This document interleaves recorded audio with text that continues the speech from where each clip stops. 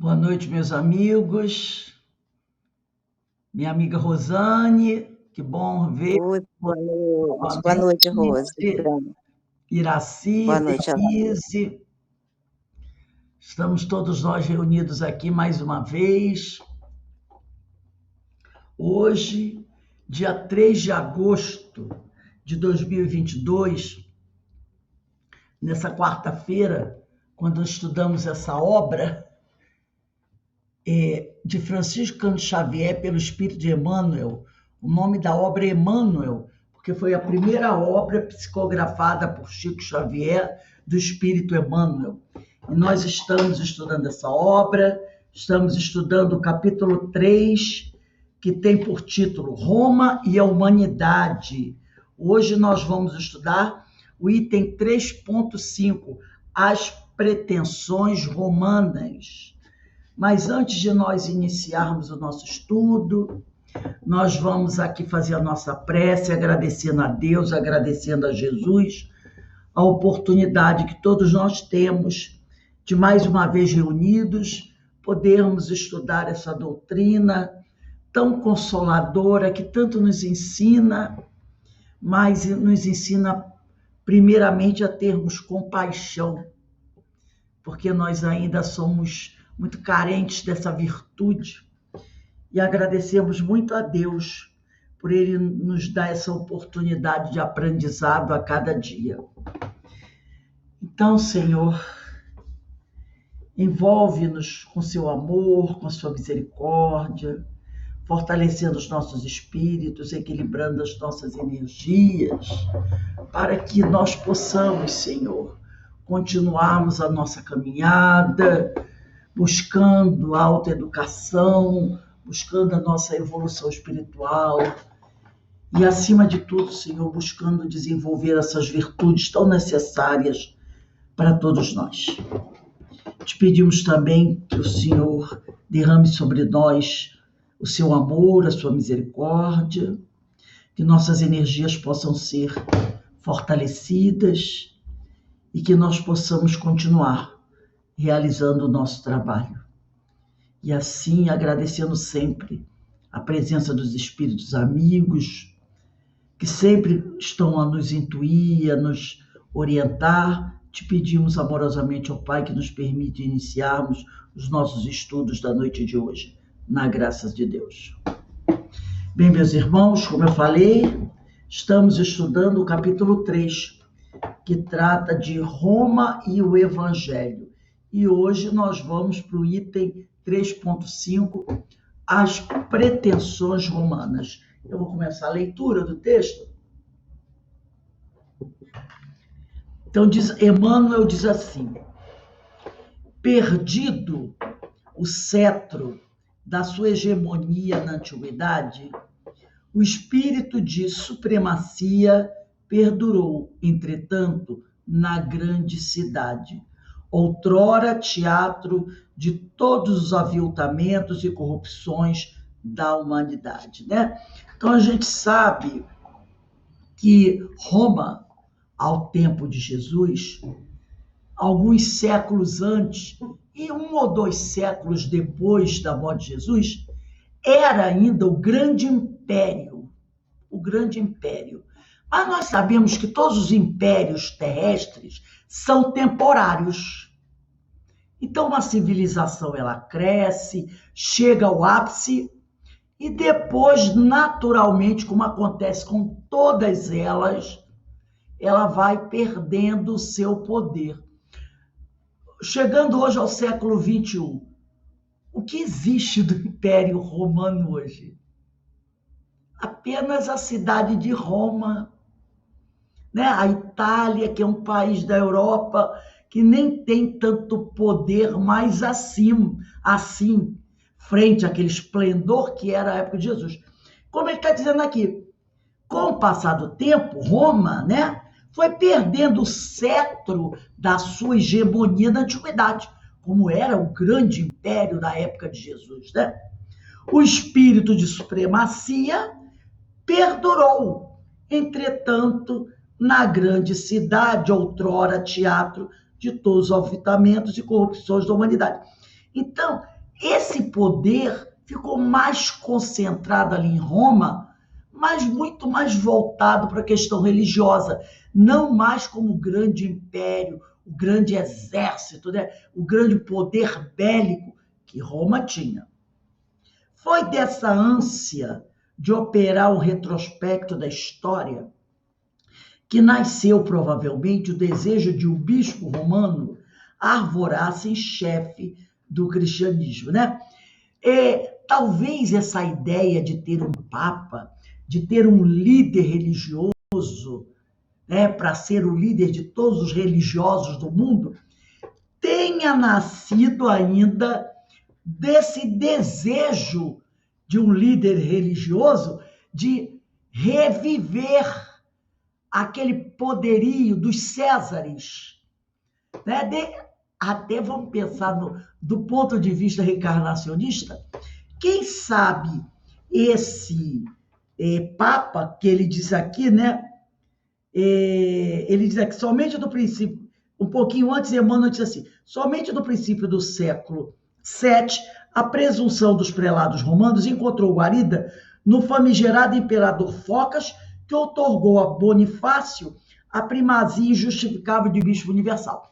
Quem sabe esse Bonifácio, que foi o primeiro papa, não tenha sido um César na época do esplendor romano. E agora, ele, se intitulando papa, tenha tentado resgatar aquele poder que ele teve um dia como César. Não é? Então, de repente, eu sou o papa.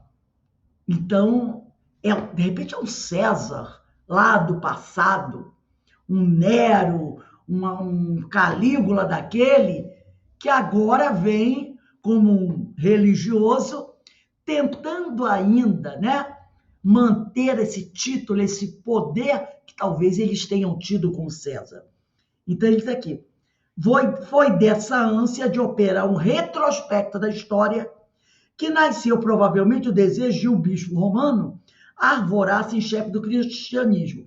O que Roma perdera com o progresso e com a expansão dos povos, reaveria nos domínios das coisas espirituais. Então, o que ela perdeu de poder temporal, né? Aquele poder dos territórios, que ela já não tinha mais, porque o Império Romano teve um território inigualável, até teve regiões na China, né? Em toda a Europa, na África, fazendo parte do Império Romano. E agora, esse império, em matéria de território, diminuiu, mas eles agora vão ter esse poder nos domínios das coisas espirituais, porque a igreja vai tomar esse poder para ela, o poder que era dos Césares, agora esse poder é da igreja. E assim aconteceu. O César do passado virou um papa nesse período aqui que Emmanuel está falando, né?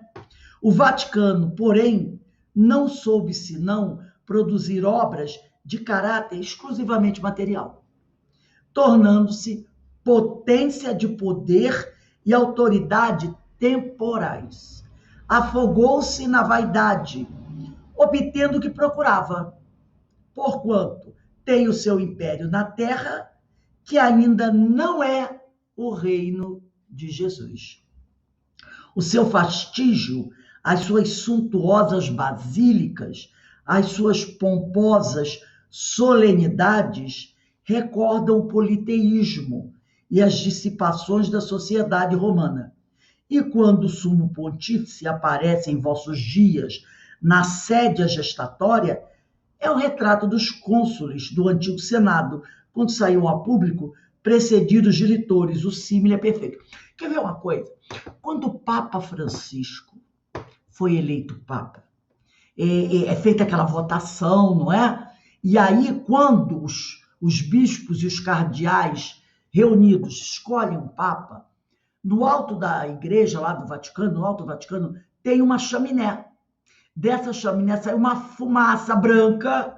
Quando aquela fumaça sai da chaminé, é sinal que habemos Papa. É por sinal que o Papa foi escolhido. E aí você aguarda 1 hora, mais ou menos, e o Papa tem que sair naquela varandinha. E ele vem todo paramentado, com as roupas, né? Porque é um ritual. Ele vem todo paramentado, com aquelas roupas douradas, né? Com aquele chapelão de papa, aquele todo paramento. É assim que acontece. Quando o Papa Francisco foi consagrado Papa, e a portinha da varandinha se abriu, ele veio vestido com uma roupa branca, sem aquele paramento, sem aquele chapéu de papa, aquela coisa toda. Para quebrar, ele fez aquilo para quebrar mesmo certas coisas. Quando você via os antigos papas aparecerem naquela varanda e o povo na praça gritando, lembra exatamente isso aqui que Emmanuel fala. Quando César aparecia na varanda do palácio para o povo que estava lá embaixo. O povo gritava, o povo aplaudia, era aquela coisa toda, né? E ele era como um deus. Então, quando os papas apareciam, você olhava assim e dizia assim, eu sempre tive essa impressão, olha César aí novamente. E o Papa Francisco veio quebrar isso. Por isso que ele diz aqui, né? O Emmanuel, ele diz aqui, ele vai dizer aqui, o seu fastígio, as suas suntuosas basílicas, as suas pomposas solenidades recordam o politeísmo e as dissipações da sociedade humana. E quando o sumo pontífice, que é o Papa, aparece em vossos dias na sede gestatória, é mais ou menos como se fosse aquela varanda, né? É o retrato dos cônsules do antigo Senado, quando saíam a público, precedido de litores, o símile é perfeito, que os senadores também, quando os senadores caminhavam pelas ruas, e aquele cortejo atrás dele, né? Mas meu objetivo foi, diz Emmanuel, mostrar-vos a inexistência do selo divino nas instituições católicas. Voltando um pouquinho ao que Emmanuel falou, quando o senador lá do passado andava e aquele grupo atrás dele, né, dando aquela proteção, né, homenageando, mostrando que o senador romano tinha muito poder. Eu me lembrei de uma coisa. Quando, às vezes, um palestrante espírita de renome vai fazer uma palestra em algum local, né, ou numa casa espírita, ou num teatro, um negócio assim, o que acontece quando ele chega? Não estou dizendo que ele tem a culpa de nada, não. As pessoas não ficam correndo atrás, cercando, né? Fica voltando, sei lá, aquela coisa, né? Ficam cercando o palestrante, quando é um palestrante assim de renome, né? Cercando o palestrante, querendo autógrafo, querendo tirar foto com ele. É isso aqui, é isso aqui. Nós temos casas espíritas hoje que, se você olhar bem, tem umas aí nas regiões, em algumas cidades do Brasil, que são verdadeiros castelos, palácios, sabe? Prédios, né? Luxuosos, com aquele salão imenso, com aquelas cadeiras de veludo vermelho, com aquela parte em cima onde fica o palestrante, cheio de vasos de flores, corbélias. Vocês já viram? Aí, quando o palestrante se levanta, o pessoal só falta fazer assim, né? Ele faz a palestra, quando acaba todo mundo, né? Aí corre, passeia, faz filas para ir lá apertar a mão dele. É disso que ele está falando. E quem é aquele homem? nada mais que um simples mortal, como outro qualquer. Entendeu? E ele diz aqui que meu objetivo foi mostrar-vos a inexistência do selo divino nas instituições católicas. Toda a força da igreja, na atualidade, vem da sua organização política. A força da igreja não vem das coisas espirituais, vem da sua política, que busca contemporizar com a ignorância. O milagre que se operou em alguns espíritos de eleição, como o divino inspirado da Úmbria, está falando de Francisco de Assis, né? De Francisco de Assis. Gerou-se da beleza do Evangelho e dos tempos apostólicos unicamente porque entre Jesus e o Papa, entre os apóstolos e os clérigos, há uma distância imensurável. Entre Jesus e os líderes da igreja e certos líderes do espiritismo também, porque a gente não pode falar só da outra religião. Nós temos dentro do movimento espírita líderes políticos, personagens políticos, com disputas absurdas, entendeu? Coisas mesmo que você olha e você diz assim, isso não é religião, isso não é religião. Então, o que ele está dizendo aqui? Ele diz, o milagre que se operou em alguns espíritos de eleição, então, Francisco de Assis foi um espírito de eleição. Como divino inspirado da Úmbria, gerou-se da beleza do Evangelho. Então, Francisco de Assis, ele foi gerado da beleza do Evangelho, tá? E dos tempos apostólicos. E não da igreja em si. Não da igreja, da instituição.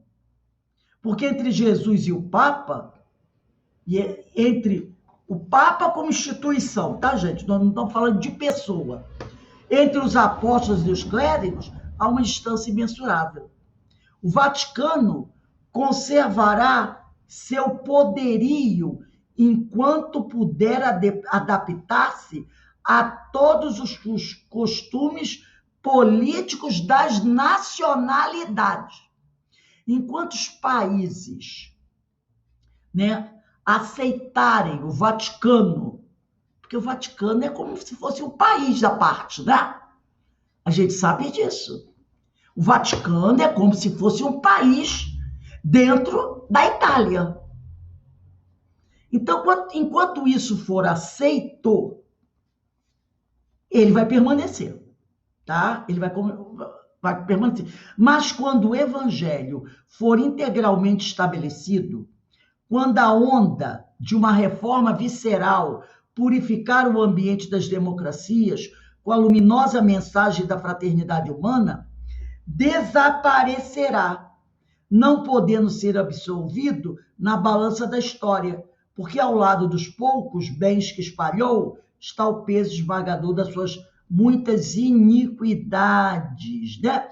Então, quando realmente o evangelho for resgatado, implantado firmemente no planeta, vai acontecer uma grande reforma, tá?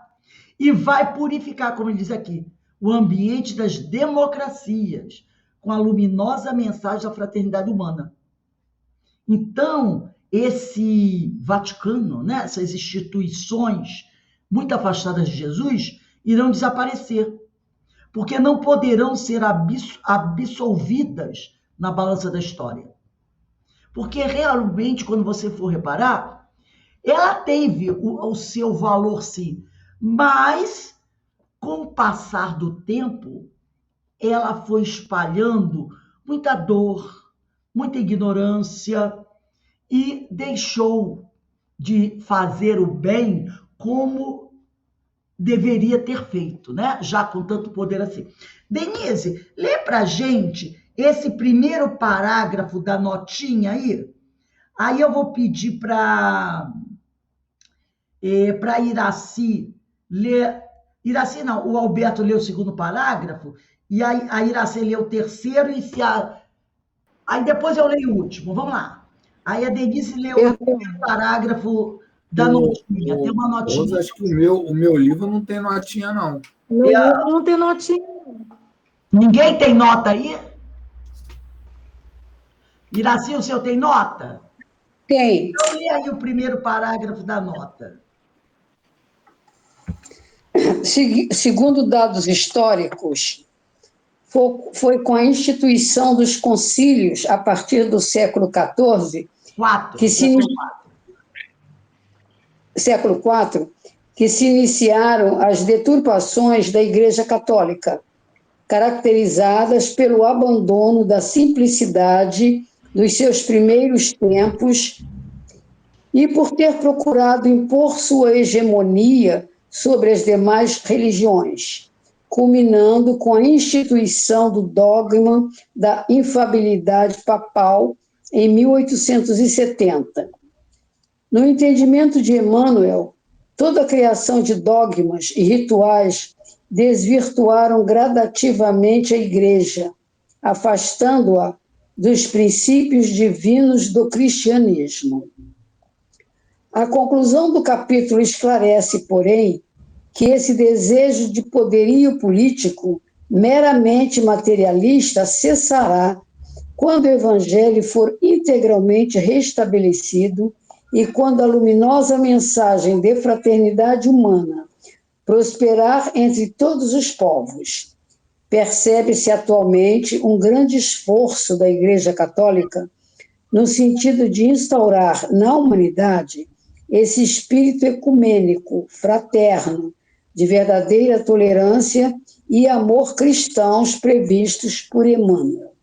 Ele está falando que a Igreja, na atualidade, vem tentando fazer aquilo que ela não fez nos séculos passados. Vocês veem agora, nós temos aí o Papa Francisco. O que ele vem fazendo para resgatar, para mudar essa história da Igreja, né? Ele vem fazendo coisas que alguns membros da Igreja, e um grande grupo da Igreja, vem se debatendo contra ele. Aqueles que querem manter a Igreja como ela era nos séculos passados. E ele vem agora tentando modificar isso. Ele vem tentando tornar a Igreja uma Igreja cristã, o que ela não foi, o que ela não se tornou. Né? Então ele vem fazendo um trabalho agora, tanto quer dizer aqui, ó, atualmente, como diz Emmanuel, né, a nota do editor, a Igreja vem fazendo um grande esforço no sentido de instaurar na humanidade esse espírito ecumênico, fraterno, de verdadeira tolerância e amor cristãos, previsto por Emmanuel. Então, a Igreja agora, ela vem tentando fazer isso, tentando apagar essas coisas, né, que no passado, esses atos violentos, esse domínio, ela vem tentando ser uma igreja mais fraterna. Então, o Papa Francisco, o Papa anterior já vinha tentando fazer isso, mas ele não era tão assim evidente. O Papa Francisco não, ele vem realmente forçando a barra, e ele vem enfrentando uma grande resistência dentro da igreja. Até semana passada, eles começaram, alguns membros lá da igreja, sugerindo que o Papa Francisco ia se aposentar. Ele ia renunciar, como o outro renunciou. Aí eu vi, porque até o Papa anterior, nenhum tinha renunciado antes. E o anterior renunciou. E agora, como o Papa vem fazendo esse trabalho, surgiu lá em Roma um boato que o Papa Francisco ia renunciar. Porque ele estava meio doente, né? Mas os seus contraditores. Aí o Papa Francisco deu a declaração dizendo assim, eu posso até renunciar, mas não agora. Eu posso até renunciar, mas não agora. Foi justamente quando ele estava no Canadá, quando ele foi lá fazer uma viagem penitencial. pedir desculpas aos indígenas canadenses pelo absurdo, né, que a igreja realizou, provocando a morte de quase 250 mil crianças indígenas. Crianças que morreram por abuso sexual, de fome e outras coisas mais. Então, isso a igreja não fazia. E ele foi lá mostrar que a igreja estava errada. Então, para alguns, isso é um absurdo que ele faça isso, né? Então, a igreja vem tentando fazer esse movimento. Eu trouxe aqui para vocês um PDF do próprio Hermínio de Miranda, onde ele vai falar sobre isso. Ele vai falar sobre a mensagem de Jesus. Nossa. Deixa eu tirar isso daqui. Tá me atrapalhando. Tá. Então, tá aqui. Cristianismo, esse é o nome de um livro do Hermínio de Miranda. Cristianismo, a mensagem esquecida. O que eu trouxe hoje foi um trecho de um capítulo do livro do Hermínio de Miranda chamado A Mensagem Esquecida. E ele inicia o texto com a mensagem de Paulo de Tarso, na primeira carta aos Coríntios, capítulo 15, versículo 32, que diz assim: se como homem combati em Éfeso contra as bestas eram aqueles cristãos judaizantes que tentavam deturpar o evangelho de Jesus. Então, se como homem combati em Éfeso contra as bestas, que me aproveita isso, se os mortos não ressuscitam? Comamos e bebamos, que amanhã morreremos. Então, aqui, ele está falando sobre a vida após a morte. Ora, se ele trabalhou tanto, lutou tanto contra esses que queriam adulterar o evangelho, porque ele acreditava que após a morte do corpo físico, a vida continua. Ora, se não houver vida após a morte, se o espírito não prosseguir além da campa mortuária, vivendo, o que adiantou a ele lutar tanto, brigar tanto? Aí ele diz: comamos e bebamos, que amanhã morreremos e não voltaremos mais, não reencarnaremos mais. Tudo acabou, porque ele lutou tanto para ter que aceitar que não existe vida após a morte. Ora, que adiantou ele lutar tanto se os mortos não ressuscitam? E quando a gente sabe ressuscitar, quer dizer, o espírito com seu perispírito. Ressuscitar para a vida espiritual, para a verdadeira vida. Ora, se isso não existe, então que comamos e bebamos, que amanhã morreremos e tudo se acaba. Se alguém quiser falar alguma coisa, tá? É só ligar o microfone e falar depois de ligar o microfone. Então, essa passagem é fantástica, é fantástica. Já que, para que lutar tanto se é hoje só e amanhã não tem mais nada? Para quê? Então, Hermínio diz assim: milhões e milhões aderiram, por tradição ou escolha, aos preceitos doutrinários, certos de que estavam entrando para as hostes cristãs. Então, muitas pessoas aderiram, né? Acreditando estar entrando para as hostes cristãs. Limitaram-se a aceitar sem exame o que lhes foi dito ser o cristianismo do Cristo.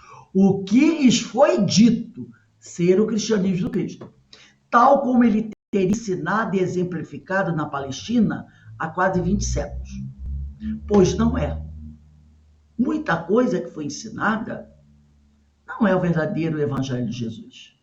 As grandes realidades, a essência mesma da pregação de Jesus, continuam ignoradas, porque foram deliberadamente esquecidas, para que interesses mesquinhos e transitórios, embora duradouros, tem quase 2000 anos, esses interesses mesquinhos e transitórios, tivessem prioridade sobre os objetivos finais da vida.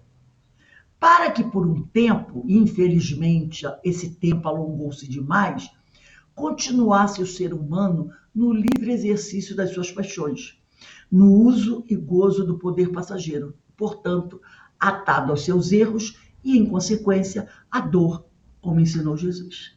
Então, muita gente fez questão de abafar, de esconder o verdadeiro Evangelho do Senhor.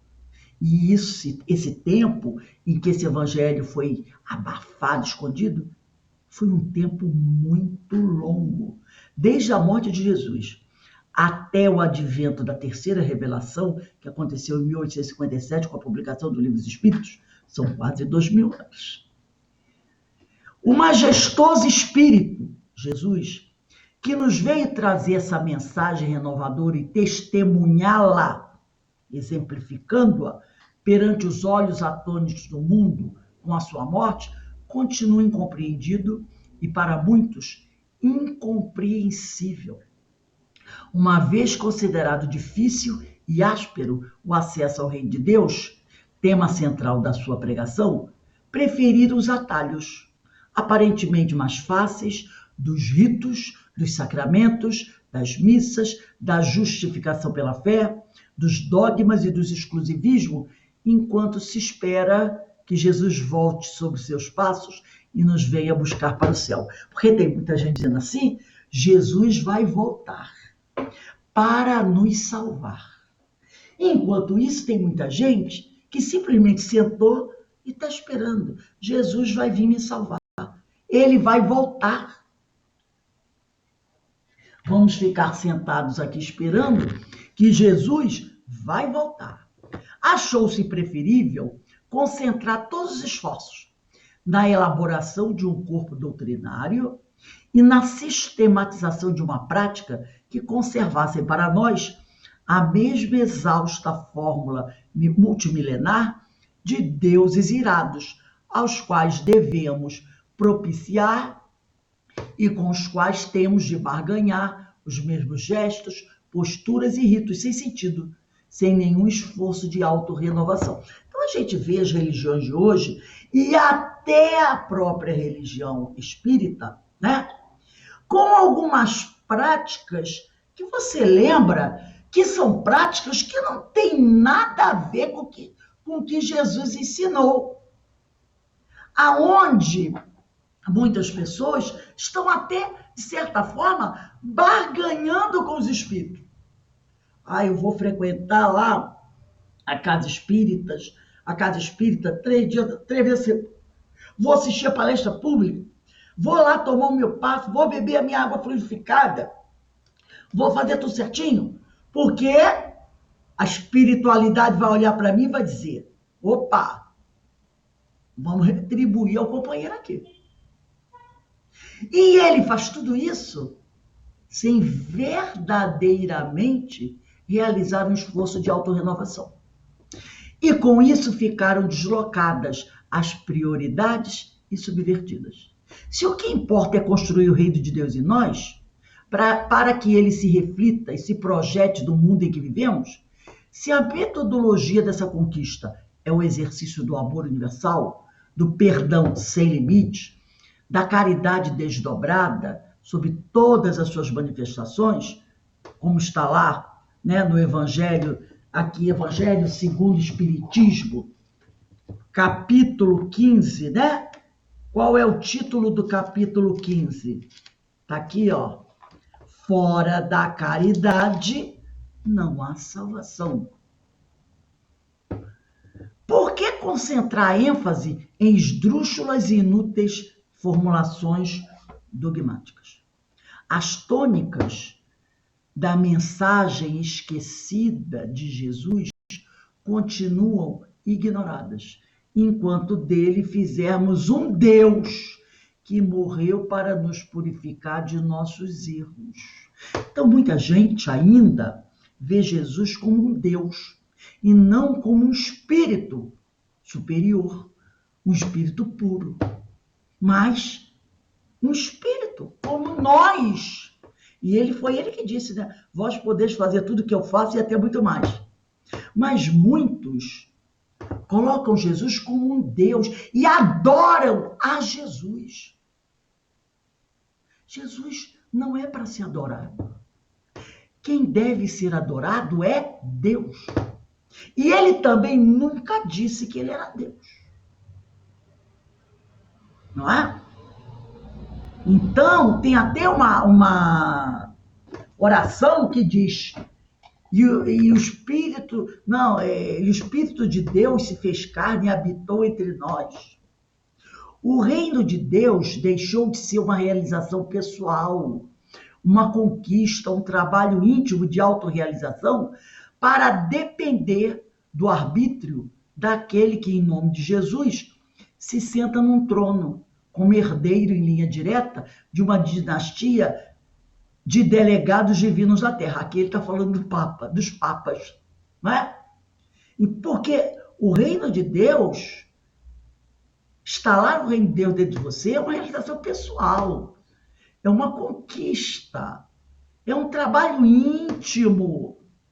Mas isso se transformou numa decisão de um homem que foi colocado num trono, dizendo que ele é herdeiro de Jesus, né? Da linhagem do primeiro Papa, que foi Pedro, o apóstolo Pedro, que nunca foi colocado como Papa por Jesus.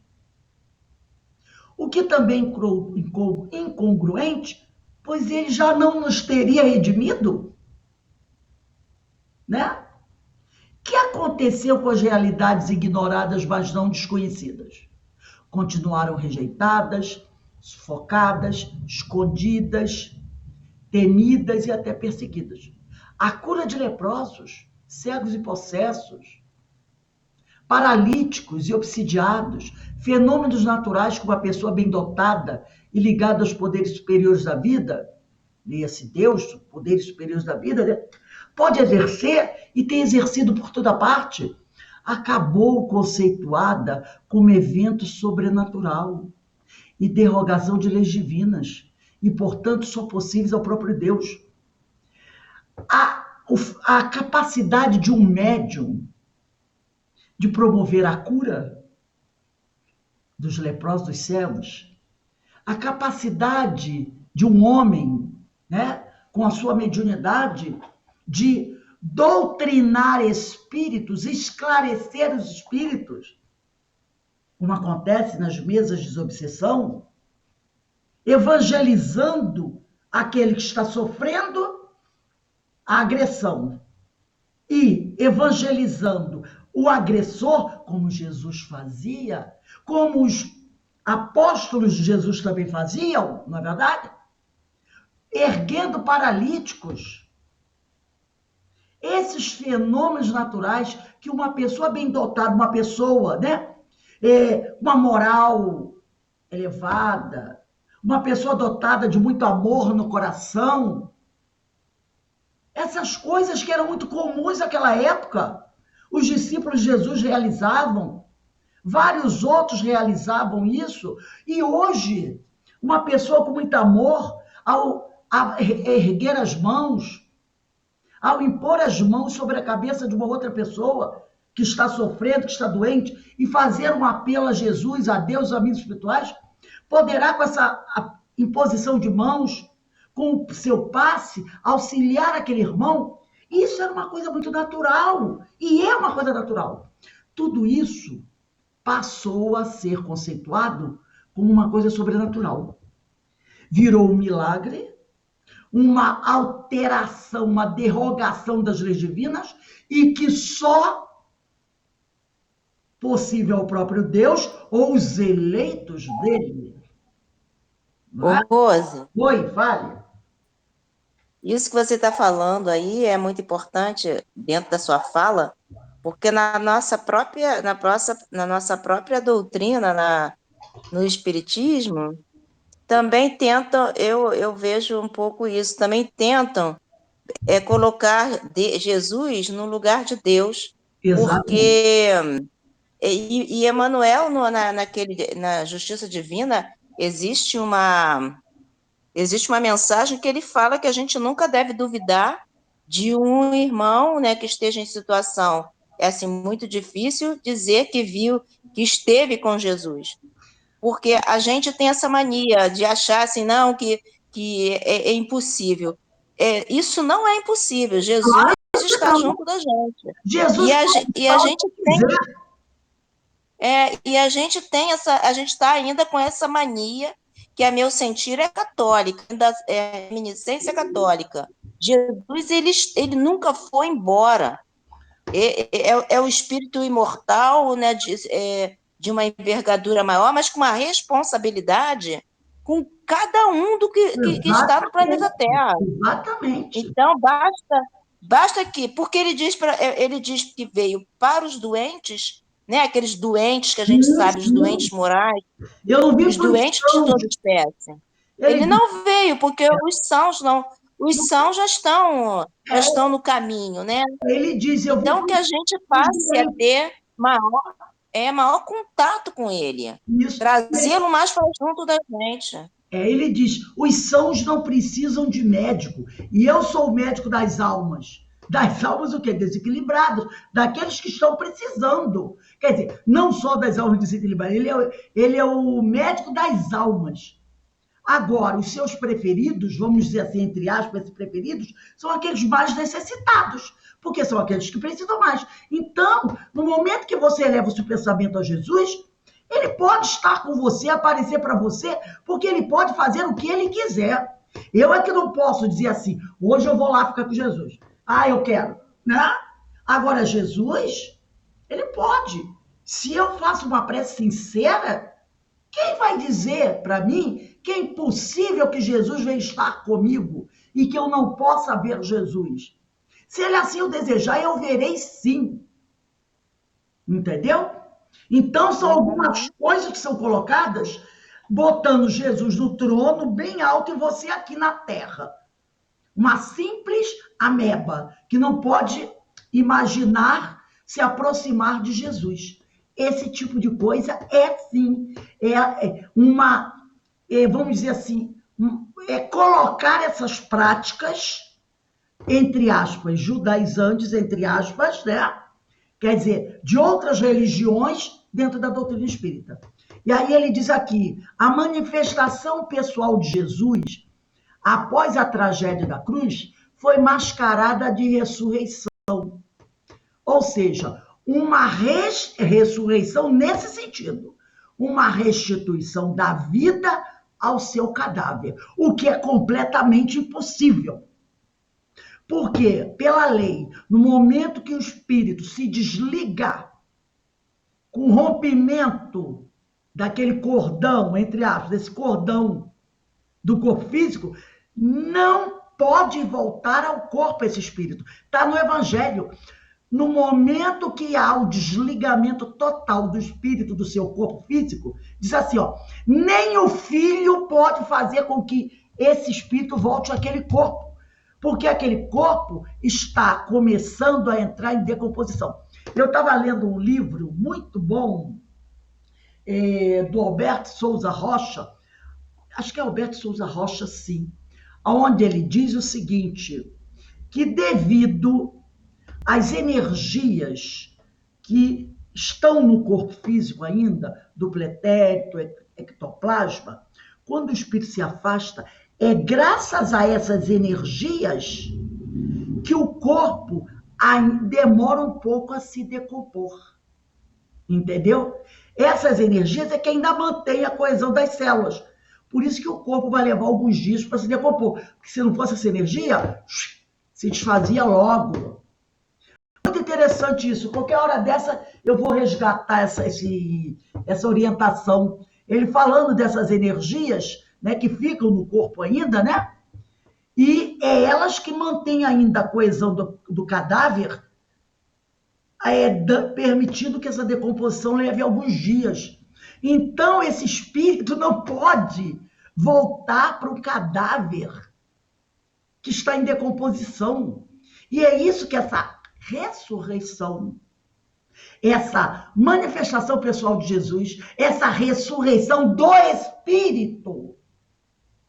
Então, ressurreição nós temos que entender como ressurreição do Espírito. O Espírito ressurgindo das cinzas, entendeu? Quando eu digo cinzas, ressurgindo das cinzas do corpo, desse corpo material feito de carbono, e alcançando a sua liberdade. Essa ressurreição, e não essa restituição da vida ao seu cadáver. E com esse corpo teria, é a ideia que se prega, né, nessas religiões, com esse corpo teria ele subido aos céus. Sufocou-se a mais dramática das suas mensagens, a humanidade temerosa e sofredora. Né? Sufocou-se a mais dramática das suas mensagens, mensagem essa para, né, a humanidade temerosa e sofredora, a radiosa realidade da sobrevivência do espírito mortal. Então, eles tentaram, com essa história da ressurreição, do espírito voltar para um cadáver e andar no meio das pessoas, eles fizeram, com essa ideia, eles sufocaram, eles tentaram apagar a verdade, que é a sobrevivência do espírito imortal. Nenhum grande pensador ou profeta, antes de Jesus, fez isso para que todos vissem e se certificassem dessa consoladora realidade. Nenhum espírito, depois de morto com o físico, voltou em espírito, com seu perispírito, se materializou e ficou entre os seus durante um tempo. Sendo que os discípulos sabiam que que o corpo dele tinha morrido. Eles sabiam dessa realidade, porque ele contou para eles. Ele fez isso para provar para eles, olha aqui, ó. Lembra de Tomé? Tomé, bota o dedo aqui. Eu estou vivo. Mas Tomé sabia que o corpo dele tinha morrido. Todos eles sabiam. Sabiam que aquele corpo era um corpo especial. Não era mais aquele corpo do homem que andou com eles. Era um corpo diferente. E ele fez isso para mostrar isso para eles. E esses religiosos naquela época tentaram apagar isso.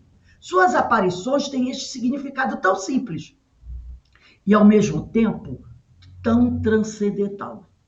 A vida continua. A morte não existe. O espírito vive sempre. Ninguém antes dele deu esse testemunho. Documentou dessa maneira a doutrina que ensinou. Ele demonstrou também que não fora criado aqui. Meu reino não é deste mundo. Ao nascer, ao formar-se o seu corpo, ele mostrou, gente, eu vim de outro lugar. Trouxe tarefas a realizar. Deu testemunho de experiências adquiridas, conhecimento consolidado. Ele mostrou que ele já tinha um conhecimento que foi adquirido em vidas passadas. Sabedoria ainda incompreensível para nós, em todas as suas consequências, implicações, amplitudes e belezas. E ele, portanto, de elevadíssima condição evolutiva e, portanto, de um passado de vivências que se perde nos longe do infinito, do infinito. Então, ele mostrou tudo isso, gente. O que eu sei, eu não aprendi aqui. Até porque eu tive um pai e uma mãe que eram pessoas muito simples. Não poderiam ter me ensinado isso. Disse-lhe Jesus, em verdade vos digo, que antes que Abraão, o primeiro profeta, né? Abraão, Isaac, Jacó, que antes que Abraão existisse, eu sou. Está lá em João, capítulo 8, versículo 58, né? Os grandes pais. Paulo o coloca como construtor do planeta Terra, como pai adotivo dos espíritos que aqui estavam destinados a viver e evoluir. Compete-lhe a Jesus levar-nos todos mesmos, à realização do reino de Deus. Não ao reino de Deus como um território regido por um Messias, porque ele não é Deus. E essas religiões buscaram, né, colocar o homem, buscar o reino de Deus, que é um território regido por um Messias, entre parênteses, Deus, ou um Deus que virou o Messias. Não. João Batista, no seu testemunho inequívoco, é um ser sobrevivente e pré-existente. Ele é o Elias que tinha de vir, mostrando que João Batista teve vida passada como Elias e agora está como João. Entendeu? Ele é o Elias que tinha de vir. E veio. Elias veio. Não era um espírito inexperiente. Elias era um espírito com grande conhecimento. Não era um novato recém-criado com uma vida única na carne. Morrera como Elias e nascera de novo como João Batista. Seu espírito dotado de um corpo incorruptível entrara de novo no ventre de uma mulher e renascera. E aí ele está falando de Jesus. O Espírito de Jesus, dotado de um corpo incorruptível. Porque ele já era um espírito puro, né? Entrar para vir à Terra, ele teve que passar pelo mesmo processo que vários outros homens. Qual era o processo para encarnar na Terra? O espírito teria que realizar uma redução perispiritual, como está lá na reencarnação de Sigismundo, no capítulo 13 do livro Missionários da Luz. Assim é a lei para todos. E ele teve que se submeter a essa lei. Entrara de novo no ventre de uma mulher e renascera. Mesmo porque, sem o renascimento, não há como realizar em nós as condições de pureza e amor que nos confere o reino de Deus em nossa intimidade. Como vamos conseguir a perfeição exigida no período de uma só vida? Como tomar de assalto o reino? Todos os espíritos, para evoluir, têm que passar por esse processo. E Jesus passou. Todas essas realidades são hoje motivo de embaraço e vexame, quando deveriam ser, muito pelo contrário, verdades prioritárias, proclamadas por toda parte, comprovadas, demonstradas, documentadas. Já os teólogos se sentem embaraçados e sem condições de admitir que o espírito humano sobrevive, que o milagre, esse milagre, né, entre aspas, é possível. O exercício dos carismas da igreja primitiva, que eram as curas, né, a vidência, a psicofonia, que poderia servir para esclarecer tais realidades e manter aceso o fogo sagrado da verdade que representam, foi também sufocado. Como persistissem, pois os mecanismos divinos da vida não se submetem às paixões humanas. Os carismas que, com o tempo, teriam muitos nomes, profecia, mistérios, necromancia, histeria, mediunidade, sensibilidade extrasensorial, ou que seja, passaram a ser sumariamente considerados como artes do demônio, fraude, alucinação, debilidade mental, alienação, objetivação de fenômenos subjetivos da mente. Todos esses carismas também foram sufocados. Os médiuns foram queimados na fogueira. Num caso assim, tão embaraçoso como o da sobrevivência do ser à morte corporal, tudo serve, desde que o fenômeno continue a ser rejeitado. Porque essa é a ideia.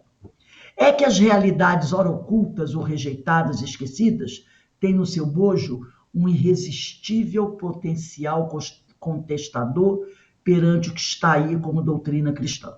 Não é que as igrejas que se dizem do Cristo ignorem tais realidades. Não, porque eles fazem isso lá. Se entra numa igreja evangélica, você vê lá o médium dando uma psicofonia.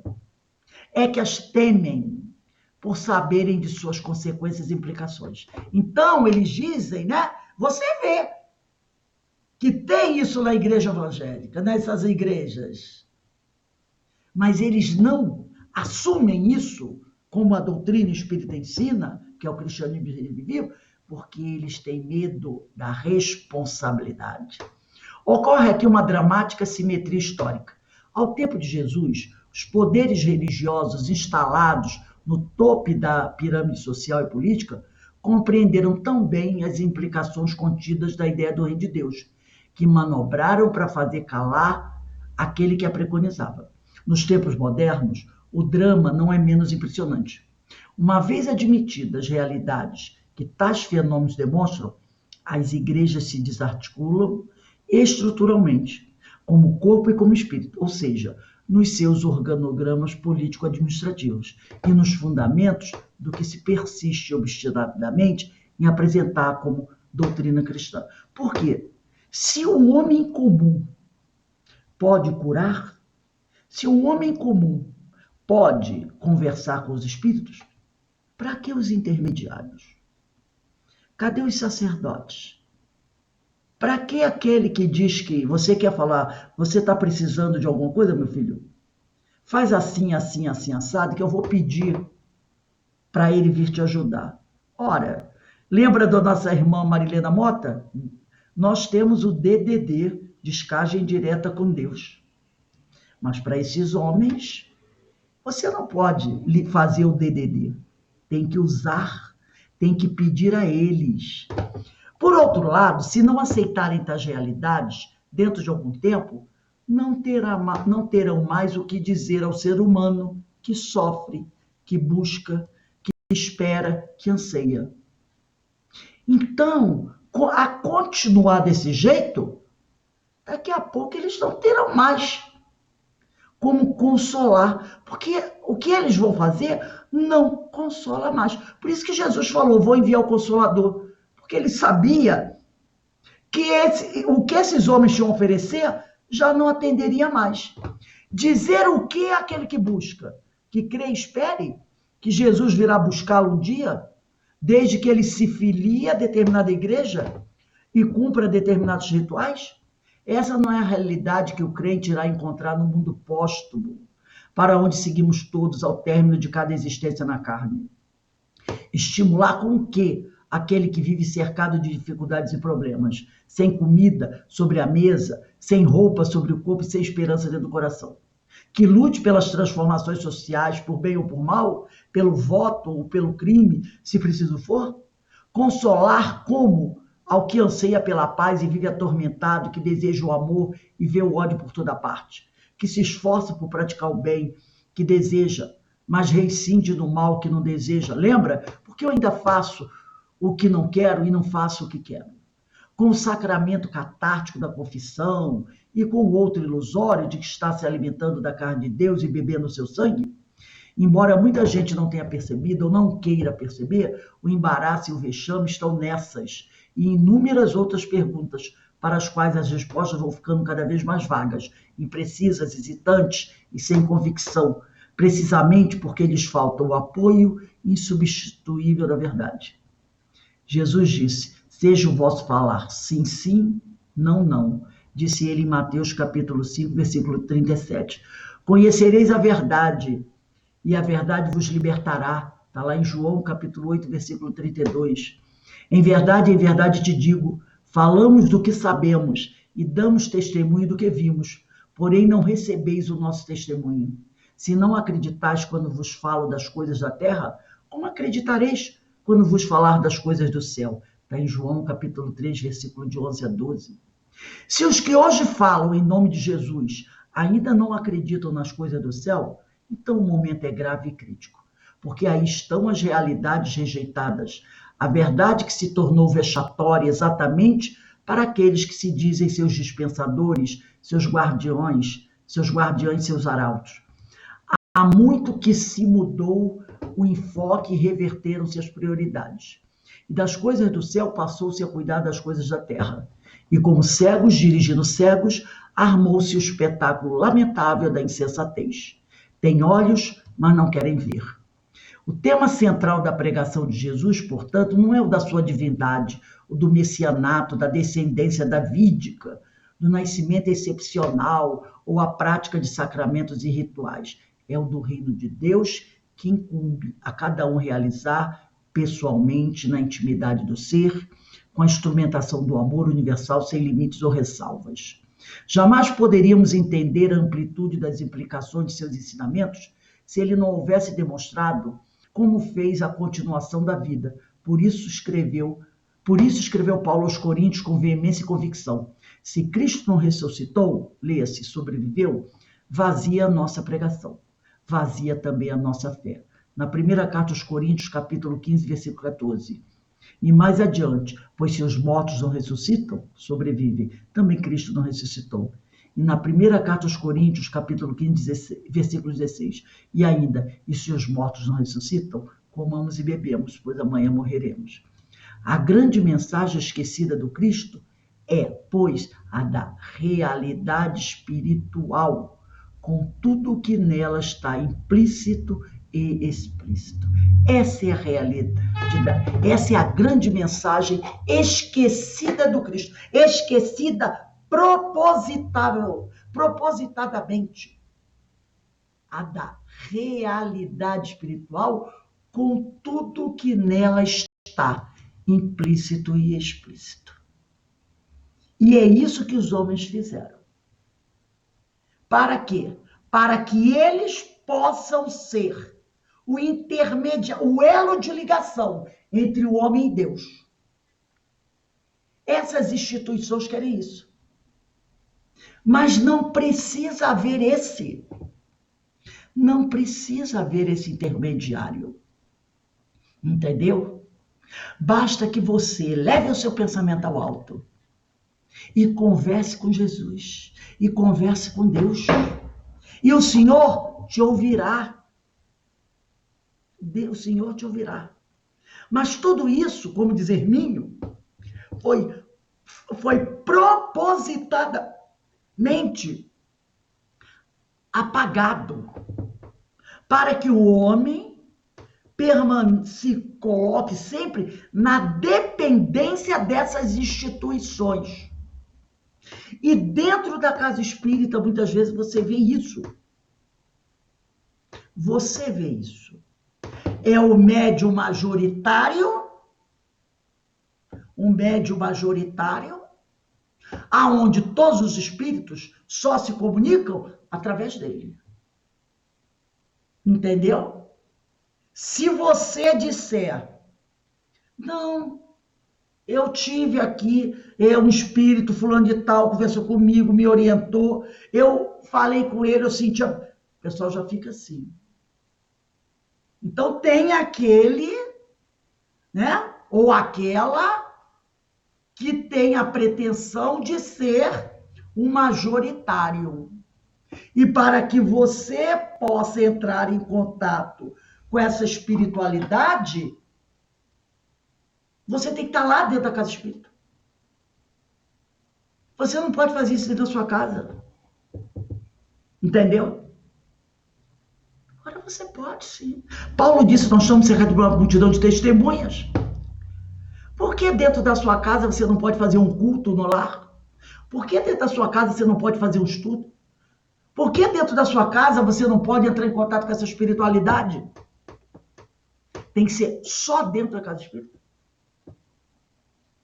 Então, são coisas que a gente tem que começar a analisar. São coisas que você tem que começar a analisar. O próprio Hermínio de Miranda, ele mesmo fala, ele nunca esteve, ele visitava várias casas espíritas, ele fez palestras em várias casas espíritas, mas ele nunca foi ligado a uma casa espírita. Ele fazia reuniões, ele tinha um grupo de estudos muito bem colocado. Aí vem a responsabilidade, né? Muito estudaram, se prepararam muito bem. E ele tinha um grupo de desobsessão na casa dele, com esse grupo de amigos, muito bem preparados, responsáveis. Eu não estou dizendo que a casa espírita não é importante, mas eu estou dizendo que existe vida fora da casa espírita. Porque senão fica aquela coisa, se você sair da igreja, se for para outra igreja, sair da casa espírita e for para outra, ou decidir não participar mais do casa espírita, mas eu assisto uma palestra aqui, eu assisto uma palestra ali, eu vou na casa A, eu vou na casa B, eu vou na casa C, eu não quero me filiar a uma casa, mas eu vou ao mesmo tempo visitar várias casas espíritas, ajudo várias casas, estudo. Por que eu não posso fazer isso? Por que eu não posso fazer isso? Entendeu? É isso que ele está falando. Estar na sua casa espírita é importante? É. Mas se você, de repente, não quiser, o que vai acontecer com você? Nada. Nada. É igual aqueles irmãos que, às vezes, querem sair de uma casa espiritualista para ir para outra religião. e são até ameaçados, né? Ah, porque você vai deixar essa casa, o espírito fulano de tal vai matar você. Eu já vi uma moça que falou isso. Ah, eu queria passar a frequentar aqui o COI, mas eu sou da casa tal, era uma casa espiritual, e disseram que os guias de lá disseram que se eu sair, eu vou ficar doente, eu vou morrer. Isso é ameaça. Entendeu? Isso é ameaça. Então, esse texto do Hermínio, eu vou mandar para vocês, eu achei importantíssimo. Que vocês leiam depois, sabe? Que o Hermínio é uma pessoa é um profundo estudioso, e ele coloca isso muito claro para todos nós. A gente tem que parar com esse negócio. Porque nós estamos trazendo práticas de outras religiões para a doutrina espírita. E a doutrina espírita não prega nada disso. A verdadeira doutrina espírita. O verdadeiro evangelho de Jesus. Tanto é que Jesus nunca instituiu nenhum templo, né? Ele nunca ergueu nenhum 4 paredes e um telhado, né? Ele fazia as pregações dele na casa de um, na casa do outro, na beira do lago, do barco, no alto da montanha, né? Era assim. Ele nunca mandou construir nenhuma igreja. No próprio Velho Testamento, né, a própria tradição, se a gente não for fazer uma interpretação, for fazer só uma interpretação literal, Deus, né, lá que fala, diz, ele disse que não habitava em templo de pedra, que ele ia habitar em um templo, e esse templo, né, a gente sabe que seria Jesus, na simbologia da Bíblia. O templo O templo do Espírito, esse Espírito, nós somos um templo. Se a gente ler só lendo a Bíblia com o Velho Testamento, né, a parte literal, você percebe coisas assim muito simples. É porque, na realidade, nós, como espíritos imortais, na época, desde muito tempo, nós não tivemos esse contato, né, de ler como a gente está fazendo hoje. Era só de escutar esses interesses transitórios mesmo. Exatamente, né? Então, que a gente possa, né, começar a ir derrubando alguns muros e desmistificando algumas coisas, para que a gente possa realmente praticar o verdadeiro evangelho de Jesus e colocar tudo isso em prática, né? Então, nós vamos, já chegando perto agora das 21 horas, vamos fazer a nossa prece, agradecendo a Deus. Eu vou pedir para o nosso irmão Alberto fazer a nossa prece de agradecimento. Que a gente vá tirando as escamas dos nossos olhos para conhecer a verdadeira verdade, né? Essa verdade que nos livra das trevas da ignorância. Agradecidos ao Pai Celeste, ao Senhor da vida, pela oportunidade desses esclarecimentos, tão necessários para o espírito que somos, em nossa jornada de busca da verdade, que possamos seguir a essência dos ensinamentos de Jesus, buscar os seus fundamentos para que possamos trazer a sua luz viva para as nossas vidas. Que possamos, com essa espiritualidade amiga, seguir naquilo que ele sempre deu como exemplo, o amor, a fraternidade, a irmandade, e que possamos ser o seu fiel seguidor, o seu trabalhador, e que possamos nos desfazer dessas mistificações e buscarmos a essência dos ensinamentos tão necessários para que possamos seguir no caminho da verdade. Agradecidos a essa espiritualidade, pela companhia, pelas inspirações, e que ao término deste momento de prece, busquemos nos voltar sempre a Deus e que estejamos com Jesus, hoje, agora e sempre. Meus irmãos, antes de encerrarmos, eu quero só fazer uma divulgação rapidinha.